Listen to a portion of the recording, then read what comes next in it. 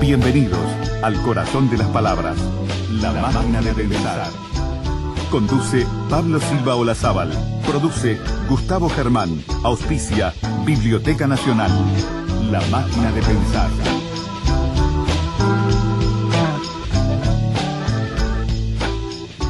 Amigos, bienvenidos a Radio Uruguay, bienvenidos a La Máquina de Pensar. ¿Cómo andan? Espero que anden bien. Hoy vamos a ofrecerles, amigos, un programa especial porque estamos llamando vía telefónica del otro lado de la línea, allá en Madrid. Está un editor, un crítico literario muy importante español llamado Constantino Bértolo. Amigos, arranca ya La Máquina de Pensar y ya mismo le damos la bienvenida desde Montevideo a Constantino. ¿Estás ahí, Constantino? Estoy. ¿Cómo va todo? Por aquí, por España, por mi casa. Bueno, pues en España están las cosas un poco revueltas desde las últimas elecciones, que no han dado unos ganadores políticos claros, y se va a necesitar o bien que se pacte entre fuerzas que hasta ahora no están muy acostumbradas a pactar, o bien estaríamos condenados a unas nuevas elecciones que parecería que en principio tampoco resolverían mucho la baraja que hay encima de la mesa. Exactamente, es desde acá, desde Uruguay, lo que se ve es como que está muy movida España y como que está todo muy mezclado. También hay que pensar, esto no vamos a conversarlo hoy, pero digo que en España es un sistema parlamentarista y entonces no es las típicas elecciones que estamos acostumbrados aquí los uruguayos, que es un sistema presidencialista, y bueno, entonces hay unas atribuciones, se vota al presidente directamente, y allá en España no, es necesario que se genere una base para que surja un presidente, una base parlamentaria. Eso es lo que hace complicado cuando se mezcla mucho la baraja, como está diciendo, y las cartas no salen tan claras, ¿no? Esto es lo que pasa, digamos, aquí. O sea, yo no entiendo que un régimen parlamentario, pues inevitablemente en situaciones como estas, en la que no hay ni una fuerza clara, no ha recibido el apoyo mayoritario, evidentemente el intento es pactos entre minorías, ¿no? Lo que pasa es que en este momento es bastante confuso, porque cada uno de los partidos en danza, pues parece que ponen líneas rojas a los otros partidos, con lo cual está resultando más complicado lo que ya de por sí parecía. Uh-huh. Bueno, vamos a presentar a Constantino Bértolo. Él nació en Navia de Suarna, en Lugo, es gallego, o sea que esa idea que tenemos nosotros aquí en el Río de la Plata, que todos los españoles son gallegos, en el caso de Constantino es verdad, es gallego, ¿no? Efectivamente, sí, es una cosa que nos llama mucho la atención, uh-huh, esto de que todos seamos gallegos en Latinoamérica, fundamentalmente. Sí. También es cierto que muchísimos emigrantes españoles eran de origen gallego. O sea, yo, por ejemplo, he tenido y tengo parientes en Argentina, en Panamá, en México, en Brasil. O sea, es decir, que es bastante normal que los gallegos nos hayamos ido hacia Latinoamérica.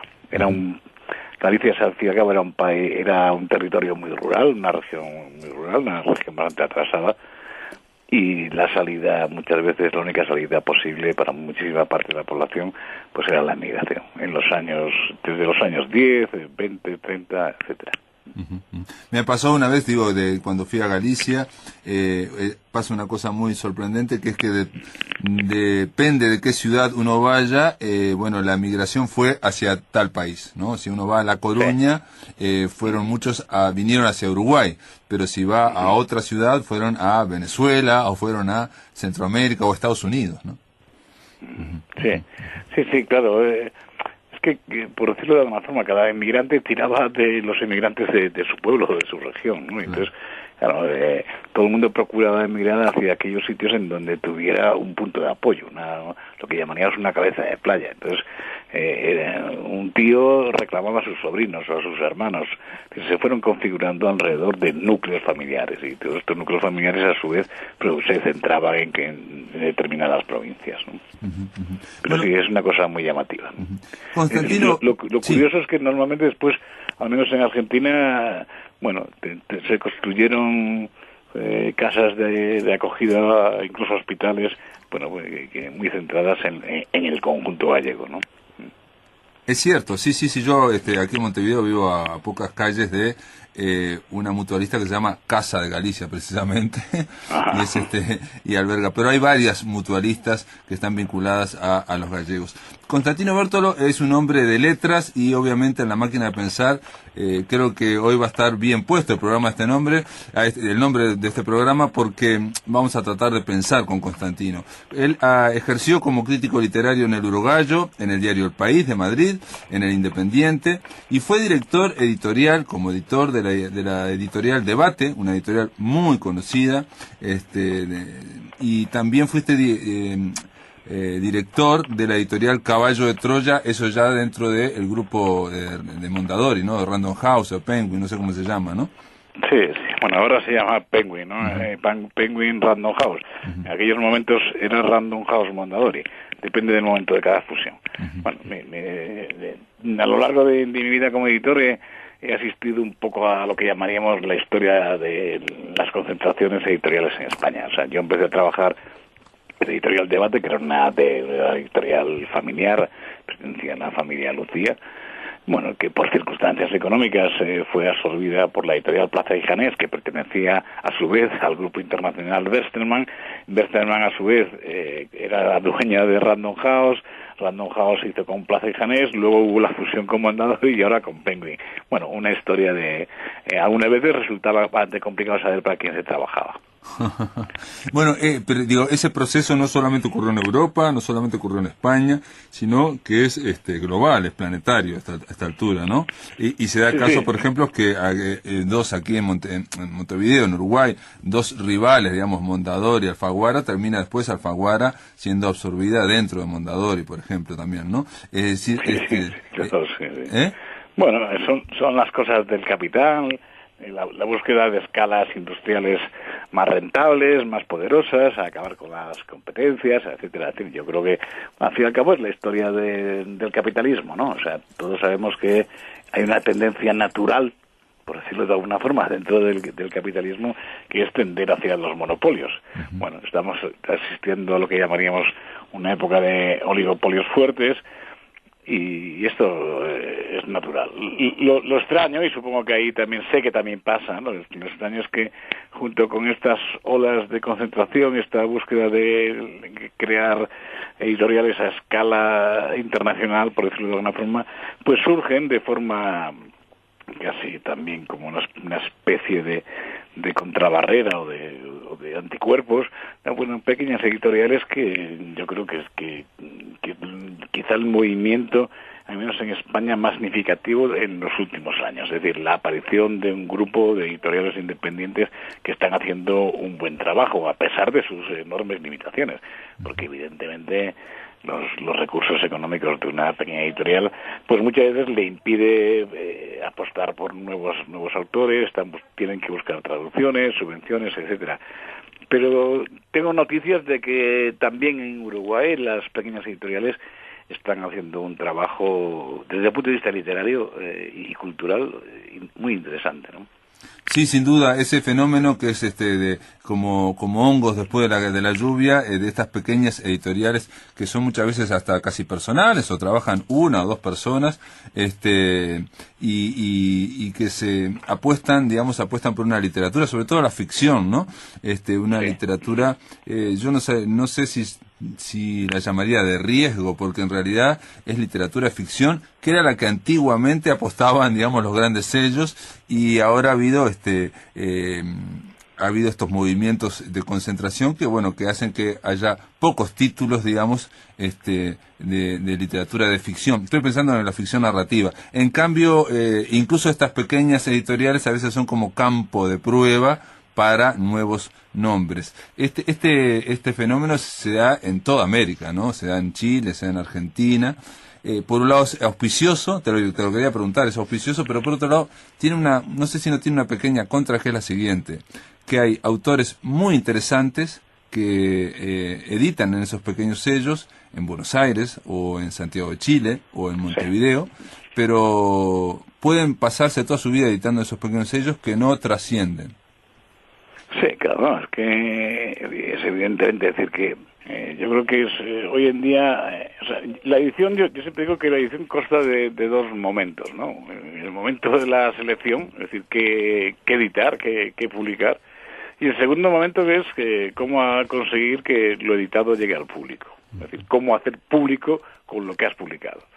Y esto, claro, evidentemente hace que se necesiten, sobre todo hoy, pues recursos que sean capaces de visibilizar las novedades, de que creen expectativas, que de alguna forma influyan sobre los criterios de los medios de comunicación. Es decir, vivimos tiempos en donde la actualidad se come la realidad, y en ese sentido, claro, para las pequeñas editoriales, convertir un autor en actualidad es bastante más complicado que para las grandes editoriales, ¿no? Por desgracia también lo que sucede es que cuando una pequeña editorial apuesta por un nuevo autor que al poco pues acaba cobrando cierto interés y cierta relevancia, empieza a ser un poco conocido, bueno, la ley del más fuerte hace que el pez grande, en este caso la editorial multinacional, pues se coma o absorba a los autores de las editoriales pequeñas. Esto es lo que la gente llama ley de vida. Yo simplemente le llamo, esta es la lógica del capital. De Constantino me llegó un libro donde que reúne de alguna forma tus ensayos. La Cena de los Notables está editado por la editorial Mar Dulce, que es una editorial también independiente de allá de Buenos Aires, que dirige Damián Tabarowski. Y en estos artículos, en estos ensayos, por ejemplo, escribís una frase que me llamó la atención para estos tiempos, ¿no? Para lo que uno cree que es la literatura. Dice: la literatura es un medio de comunicación de masas muy complejo y refinado. Entonces me quedé pensando, medio de comunicación de masas. Digo, a veces estamos pensando que la buena literatura, la gran literatura se da en estas editoriales chicas, ¿no? De 500 ejemplares, de tirajes de 300 ejemplares. Sí, claro, no, primero es que sería bastante complicado que tratásemos de definir qué es la buena literatura, ¿no? O sea, porque yo creo que la literatura es justo una materia que yo creo que se escapa de cualquier intento de delimitar. Lo que sí es cierto es que en cada momento concreto, bueno, se crea un canon en el cual se reconoce o se dice esta es buena literatura y esta es mala literatura. Ahora, ¿quién crea ese canon? También es algo también muy complejo, ¿no? Muy complejo porque, bueno, entre otras cosas, la crítica interviene en ese canon, pero intervienen también las editoriales y, por lo tanto, aparte de la universidad, etcétera. Es decir, que se ha complicado incluso la formación de los criterios, ¿no? Y esto, bueno, yo creo que es que dificulta toda esta materia. Bueno, ¿por qué digo que es un medio de comunicación? Porque efectivamente la literatura es un medio de comunicación de masas. O sea, otra cosa es que dentro de la literatura exista un tipo de literatura que no tiene vocación de llegar a las masas, ¿no? Aunque seguramente o intenta llegar a una inmensa minoría, como se dice, o se conforma con llegar a una minoría. Estamos en tiempos, desde mi punto de vista, en los cuales, por decirlo de alguna forma, el prestigio, que era a lo que jugaban antiguamente las editoriales con alto criterio literario, yo casi me atrevería a decir que se está convirtiendo en una especie de pecado nefando o de losa. Es decir, que si hoy en día yo defino a un editor como, no, es un editor de prestigio, casi diría que lo estoy menospreciando. Sí. O sea, porque decirte a alguien que se ha convertido en un editor de prestigio, en realidad lo que estamos diciendo es que sus libros venden poco. Y hoy en día el éxito se ha introducido en lo que llamaríamos la formación del canon literario.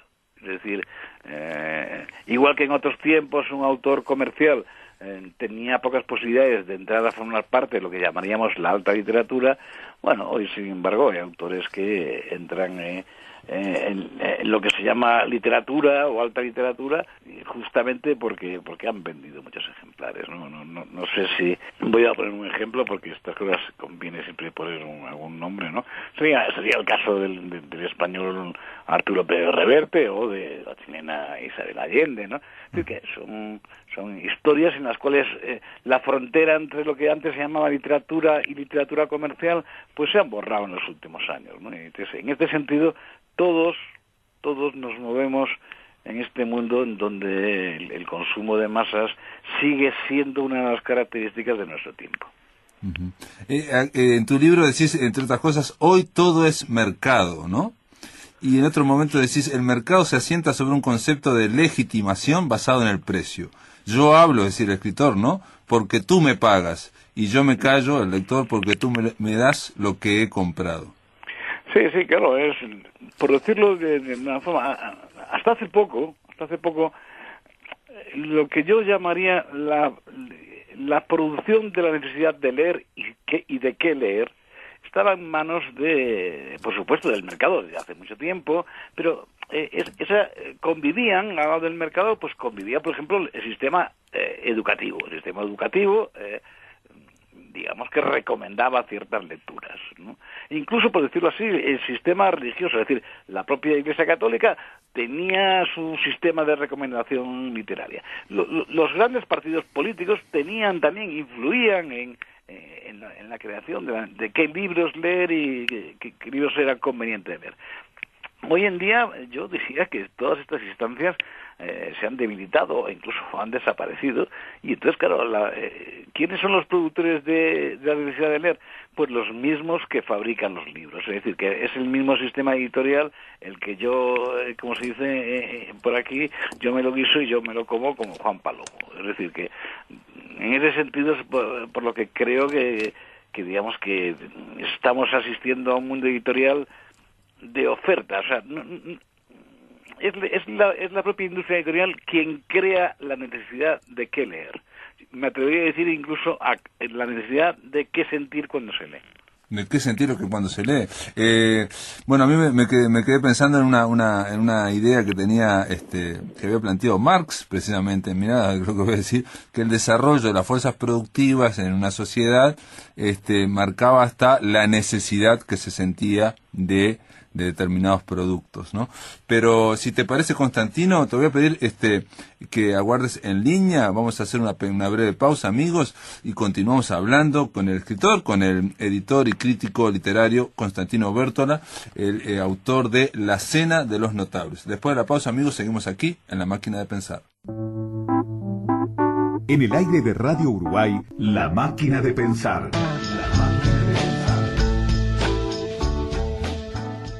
Continuamos, amigos, en La Máquina de Pensar. Estamos conversando vía telefónica con el crítico literario, el editor Constantino Bértolo. Él es el autor de La Cena de los Notables. Es un libro de ensayo que publicó en Buenos Aires la editorial Mar Dulce. Constantino, en el bloque anterior estabas hablando, digamos, si lo puedo resumir, de cómo se genera lo que se podría llamar el canon o lo que sería la buena literatura. Y bueno, en general en ese proceso intervenían muchas variables, ¿no? Digamos, no solamente interviene la crítica, no solamente el editor, sino que incluso los premios literarios también intervienen, la academia, la universidad, una serie de elementos que hacen que un escritor vaya, digamos, escalando de a poquito, digamos, la obra del escritor o de determinados textos del escritor vayan escalando en ese supuesto canon, digamos, en esa vitrina. Y lo que decías de alguna forma era que ese proceso que era multifactorial, había un factor que cada vez parecía más que estaba dominando todo, ¿no? Que sería la industria. Claro, es la industria, ¿no? O sea, mira, voy a intentar que lo concretemos un poco. Muy bien. Bueno, pues en una figura que sé que conoces y admiras especialmente, que es la figura del escritor Mario Lebrero. Uh-huh. Bueno, Mario Lebrero, muchísimos estaríamos de acuerdo en que es uno de los escritores de los últimos tiempos más singulares, un talento alto y al mismo tiempo extraño.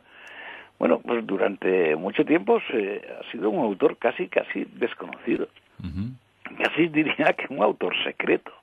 Es decir, me parece que esto no se había pensado, es decir, que bueno, que publicaba en pequeñas editoriales, básicamente uruguayas, ¿no? Bueno, pues poco a poco se fue conociendo un poco, evidentemente, porque había vivido también en Argentina.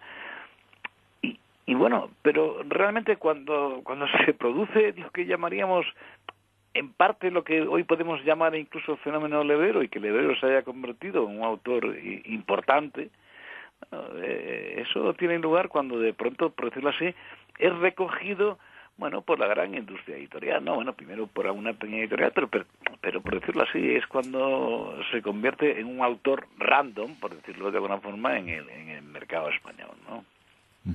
Claro, esto parece totalmente injusto. Bueno, pues habría que decir, ¿cuántos lebreros no descubiertos por las grandes editoriales pueden estar funcionando, escribiendo en nuestros países? Claro, según la lógica humanista, pues ninguno, porque todo el mundo se dice que al final los genios son descubiertos. ¿No? Bueno, yo esto no tengo mucha fe, ¿no? en los milagros, ¿no? O sea, creo que por decirlo así, incluso me atrevería a decir que Lebrero ha sido un autor que ha tenido suerte. Ha tenido suerte y pues es verdad que intervienen muchos factores. Pero en el caso de Lebrero, por ejemplo... El factor decisivo, claro, sí, sigue siendo quién te hace público, es decir, quién te publica. No sé si estarías muy de acuerdo con esta visión. Sí, no, estaba pensando que quería puntualizar cuando decís que Lebrero es un autor con suerte, lo que se dicen algunos también es que el pase a digamos, un sello grande, primero fue Alfaguara, después fue Mondadori, fue póstumo, después de la muerte, digamos, ¿no? Sí, claro, curioso, ¿no? Lo cual también de alguna forma remite a cierto mito tipo siglo XIX, de que después que se muere, y que parece muy de la pintura también, después que se muere el autor, ¿no? Comienza a caminar la obra. Pero me interesa un detalle en esto que estás contando, por ejemplo, de Lebrero, es el rol que vos le das, o la definición que le das al editor y al crítico. Vos decís que el autor no escribe solamente para el lector, o sea, que literatura no es cualquier texto, sino es un texto publicado, un texto puesto en circulación, un texto público. Claro, o sea, bueno, es verdad que esto tradicionalmente ha sido así. Podríamos discutir si ha cambiado últimamente a partir de la aparición de Internet, los blogs, etcétera, ¿no? Pero todavía, tradicionalmente ha sido así y todavía tiene enorme peso. O sea, es decir, ¿cómo se construye un escritor? Es un proceso en el que intervienen muchísimas variantes, pero evidentemente el escritor el primer paso es que escriba, evidentemente, ¿no?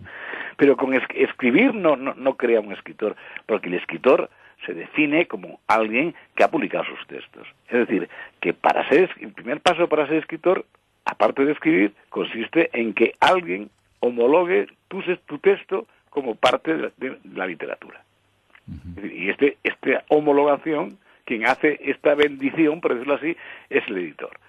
Evidentemente, no solo el hecho de que un editor te publique lo convierte en escritor, se necesitan más reconocimientos. De ahí el papel de la crítica, de ahí el papel de la academia, de ahí el papel de lo que llamaríamos la universidad, e incluso también, ¿por qué no?, de ahí el papel del propio mercado.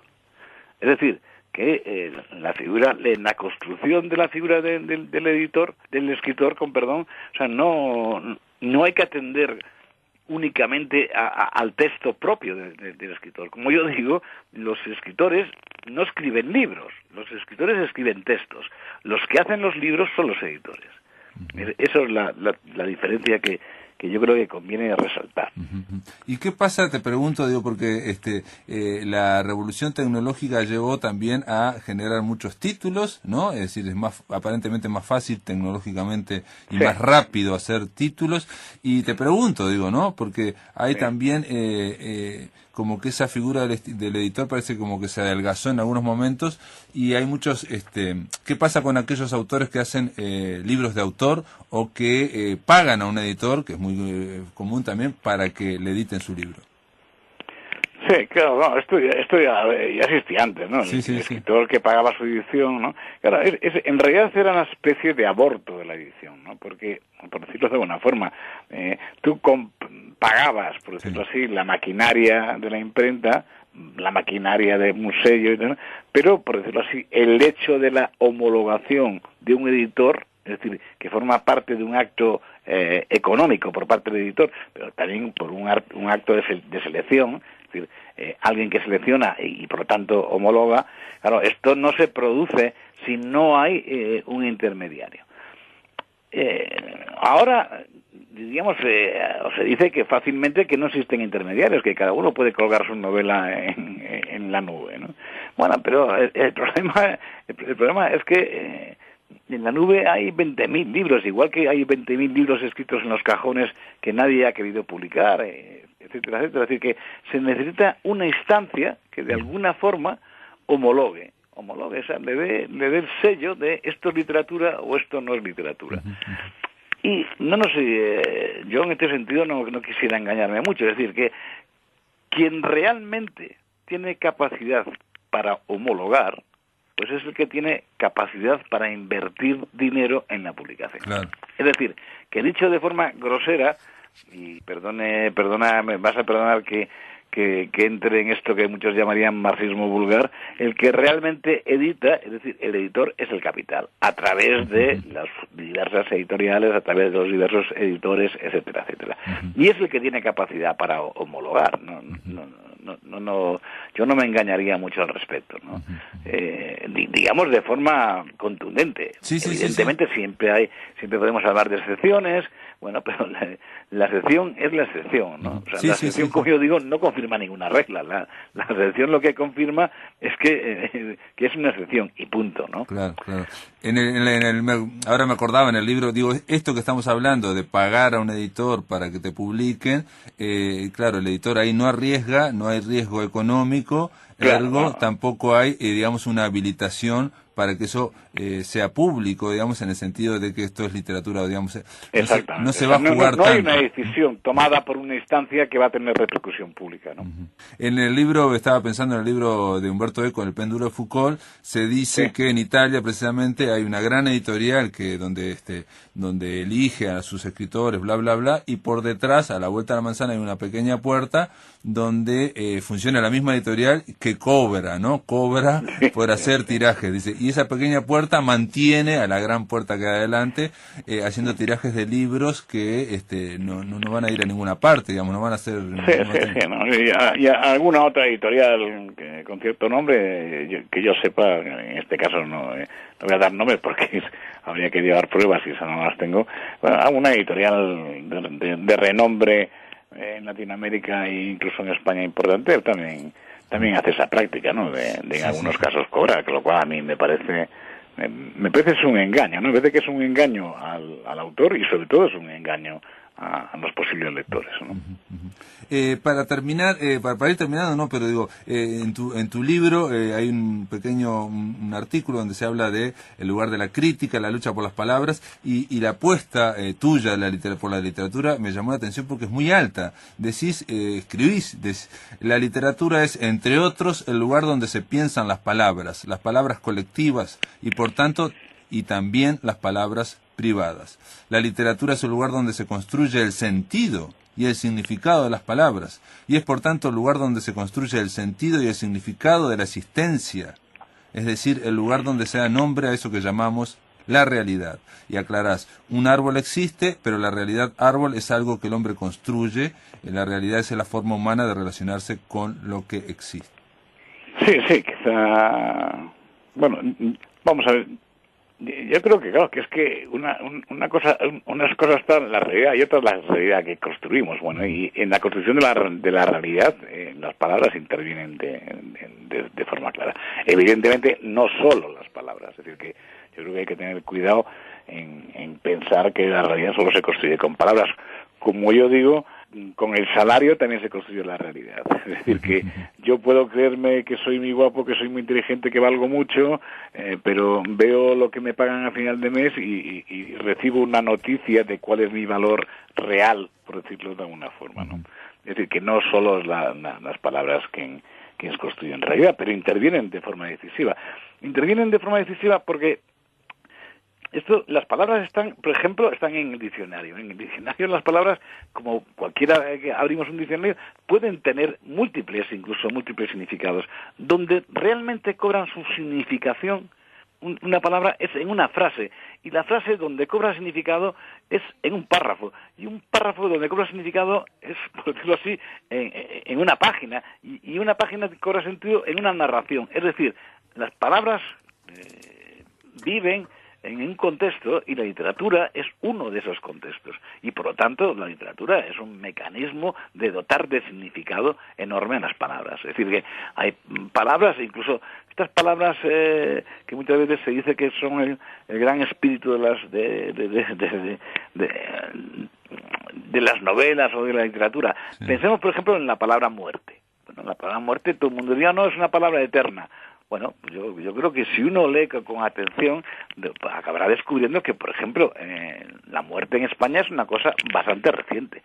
Antes la gente no se moría. Antes la gente se iba al cielo o al infierno. Pero morirse, lo que se llama morirse, en la literatura vemos que es algo muy reciente. Es decir, que justo cuando un país ha dejado mayoritariamente de pensar que la muerte es un tránsito, la muerte empieza a cobrar un significado que ya no se parece en nada a esto, al tránsito hacia la otra vida. Correcto. Por último, te voy a hacer una pregunta que a mí digo, parte de los aportes de haber leído tu libro, La Cena de los Notables, fue un inciso, una parte donde vos hablás de lo ideológico. ¿Por qué? Porque uno tiende a pensar un poco automáticamente que cuando hablamos de lo ideológico en literatura, bueno, estamos hablando de cierta literatura comprometida que estuvo en circulación en los años 70, 60, 70, 80, sí. Y bueno, hay un proverbio, hay un refrán uruguayo que dice que cuando el que fue quemado con leche, cuando ve la vaca llora, ¿no? Es decir, si uno ha pasado, a veces ha tenido malas experiencias con ese tipo de literatura comprometida, no digo que sea toda igual, pero con muchas aberraciones, cuando ve que un crítico habla de lo ideológico, ¿no? Bueno, cuando se pone un poco a la defensiva. Por lo menos me pasó a mí, digamos. Pero me llamó la atención y para mí fue muy novedoso el planteo que haces de lo ideológico. Lo podríamos comentar acá en la literatura, en lo que es la lectura. Sí, claro. Es que, por decirlo de alguna forma, es decir, igual que las palabras cobran su significado en la frase, en la narración, claro, las narraciones o las palabras de las narraciones, cuando son leídas, cobran su significado al rebotar contra esa otra narración que llamaríamos el yo. Uh-huh. Bueno, y dentro del yo está, por decirlo así, el yo está construido también en cómo se relaciona ese yo con el exterior, es decir, con la realidad.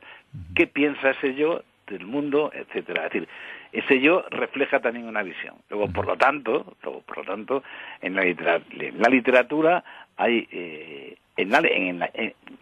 tanto en el consumo como yo diría incluso en la propia creación, bueno, hay un intercambio, yo le llamaría dialéctico, entre diferentes visiones del mundo. La visión del mundo que proporciona un texto y la visión del mundo que incorpora la propia lectura a través del yo del lector. En vez de hablar del yo del lector, podríamos hablar de la comunidad de lectores. Es decir, que evidentemente, por decirlo así, podemos ver que en cada momento histórico hay visiones del mundo que son hegemónicas. Uh-huh. Visiones del mundo o visiones de la propia estética, de la propia literatura. por ponerte un ejemplo, tú mismo, por ejemplo, ahora al hacer la pregunta, has reflejado lo que yo llamaría, bueno, una ideología estética dominante en este momento, que es que pensar que la literatura comprometida solo da malos resultados. Esto forma parte hoy de lo que llamaríamos el pensamiento hegemónico literario. Es un reflejo, digamos. Todos leemos desde una idea del mundo y por lo tanto una idea de la estética y una idea de qué es la literatura. En ese sentido yo sigo pensando que la ideología siempre está tanto en la creación como en la recepción. Ahora bien, lo que sí creo que hay que tener cuidado es en no centrar excesivamente la ideología como lo único que aparece en un texto. Bueno, porque en un texto, como ya he dicho primero, debe haber dialéctica entre el texto y la narración propia, pero también tiene que haber dialéctica entre ese texto y otros textos que ha habido. Es decir, los textos se relacionan también con lo que llamaríamos el conjunto de textos que forman la historia de la literatura. Y uno cuando lee tiene que tener en cuenta eso. Es decir, si solo tiene en cuenta una parte de su visión del mundo, bueno, entonces lo que está haciendo es reducir la capacidad de la literatura para significar.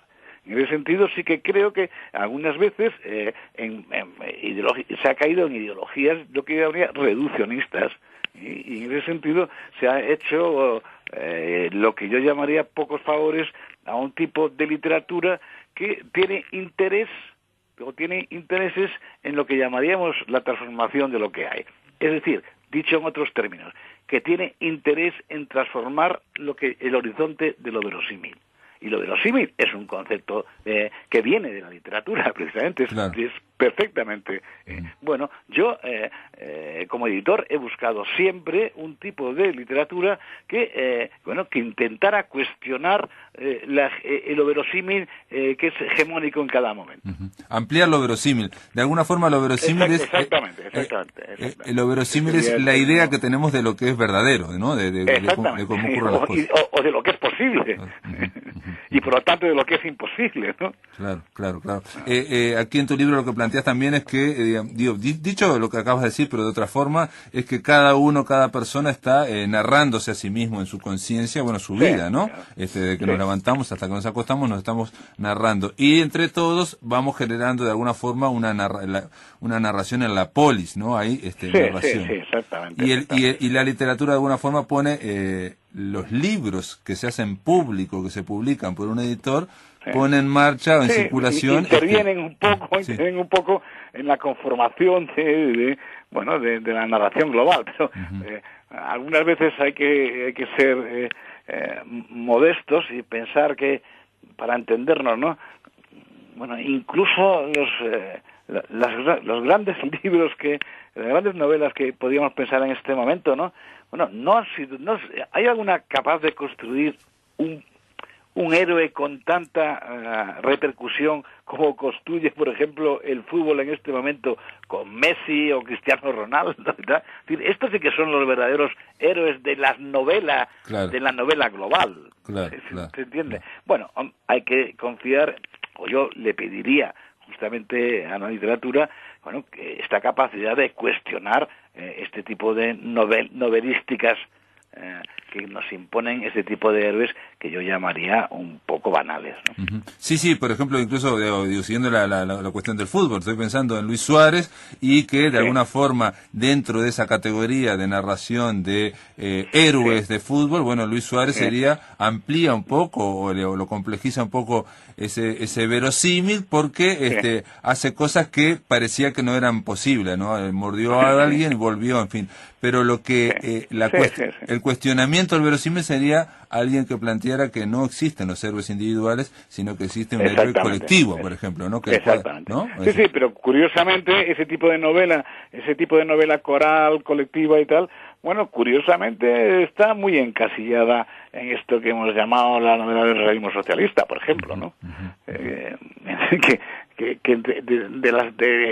se denigra, entre otras cosas, aún habiendo leído muy poco. O sea, a mí siempre me sorprende que se habla, no sé, se habla de novelas del realismo socialista y a mí me da la impresión de que muchas veces ni se han leído, ¿no? O sea, entonces, bueno, y evidentemente habrá cosas espantosas, bueno, igual que hay en el realismo capitalista, ¿no?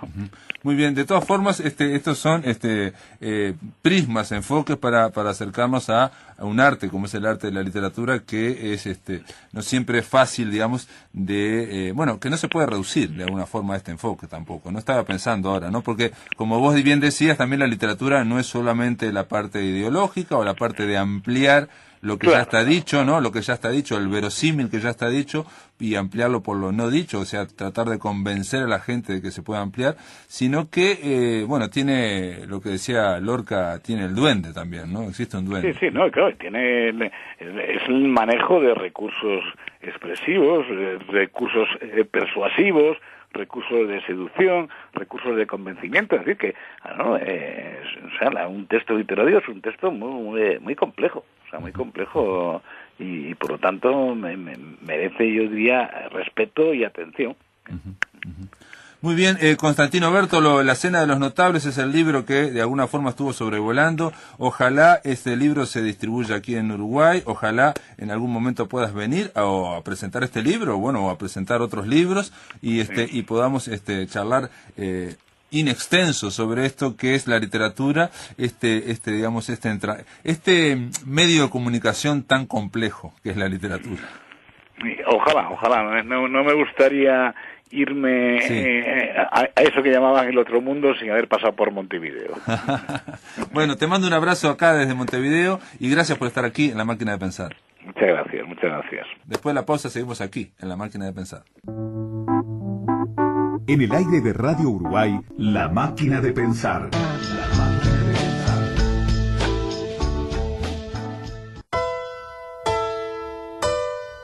¿Qué ocurre cuando el cuento y la poesía pasan por la voz? La palabra a través de la garganta y junto al corazón transforman al texto. Cuando pasa por la voz, un espacio para oír la voz de poetas y narradores. Nelson Traba nos va a estar acompañando en esta sección aquí en La Máquina de Pensar cuando pasa por la voz.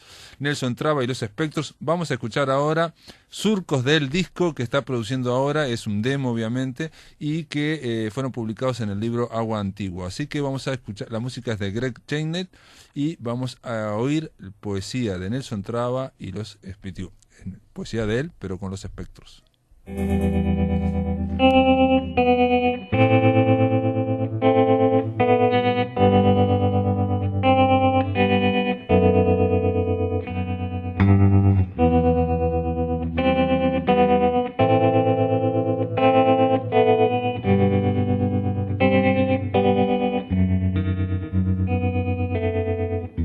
Camino a la noche, este hombre habla mientras cargan otros lejanos vagones. Otro día pedirá ser un obrero cubierto de acero y de fatigas. Sentados al borde del silencio van llegando los de antes y esperamos que se abra el testamento. Sentirnos herederos de palabras que mañana como antorchas nuevos frutos de vientos y de esperma sembrarán por estas calles. Sentir que hemos cumplido como puentes de orilla a orilla, aferrándonos a pieles, pidiéndole al mañana que recuerde nuestras manos como a barcos del ayer. Voz de voces, púberes de seda, alargan miradas pidiéndonos las claves. Cada palabra es leyenda que fueron tejiendo lejanas cuerdas. Y viajan melodías por el fuego, por el agua, encallan en gargantas que con gritos las envían, olas que desbordan la playa de los labios. sentir que nos detiene el muro de los dientes. ¿Será nuestra herencia hablarnos largamente y oír solo palabras?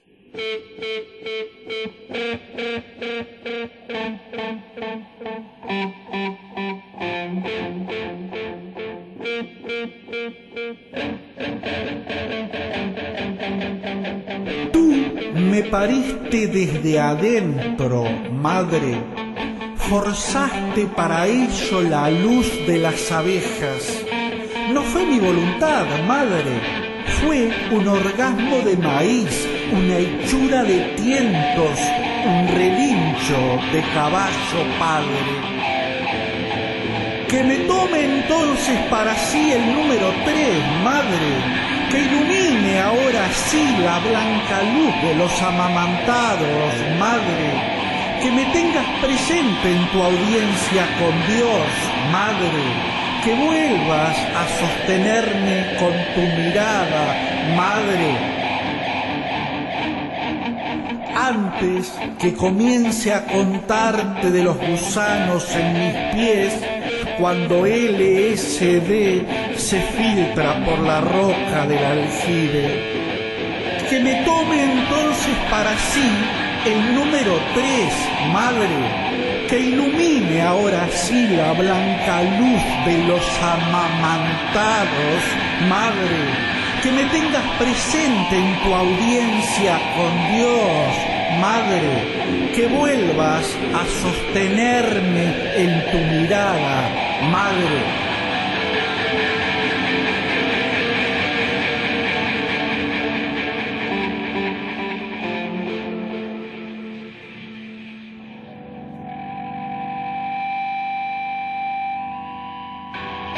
La sinapsis del cielo y el agua afectando mi pasado.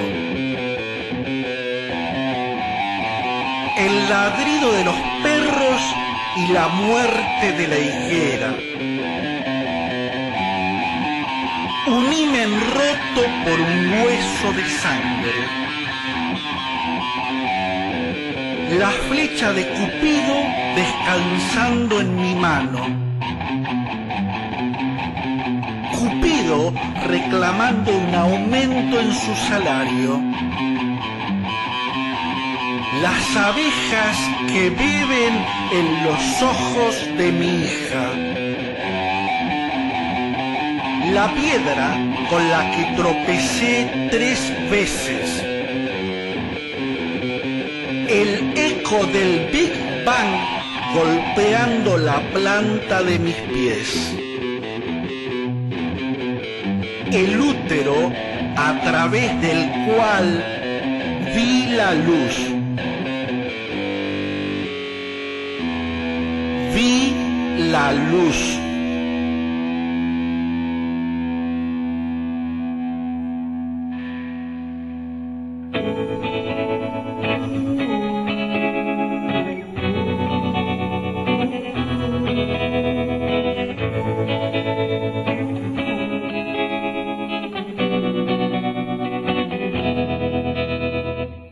El domingo llega a veces con cuchillos sedientos, llega con soles de agosto o de junio, llega con aromas y recuerdos de la sombra en una chacra. Entre tanto hay astros en su giro infinito, armando nuestros días y nos dejan soñar solo en las pausas del aire. Hay domingos que nos traen la lluvia y nos niegan la mueca final, pálidos como presagios de lágrimas. Hay domingos de olas golpeando en las playas. Y entonces reímos.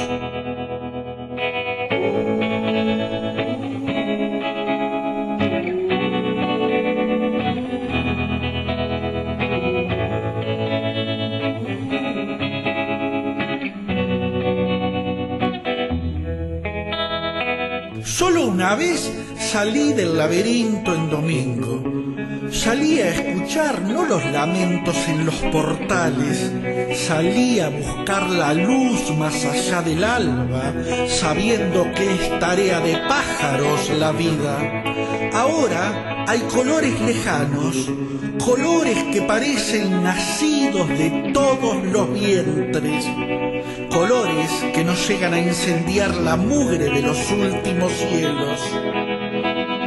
Pero pronto llegarán las tormentas, las grandes tormentas vestidas de relámpagos. Entonces, al desnudar las motivaciones ocultas, saldremos de estos nosotros inventados y no temeremos.